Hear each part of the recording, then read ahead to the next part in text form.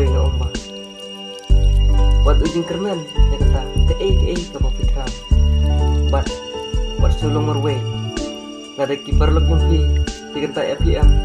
kan mau ublay undan takat lembat pi udang penyo sekiwi pa kiper lok kibaha bat kiwe jantam but kapa fitram hak musim yung pi banyo sekiwi pa kan sayo bay kap nungkong te kalau wat judu increment kan ya penyo lesai ru lesai penyo lesai ru ya se penyo kanor kapor pada kanor kasni tangma kam sim di increment kam de benton agak im ke jongpi kama ku abat on kanai kapor ba kalau kam sim di increment dalele kam de benton agak im ke jongpi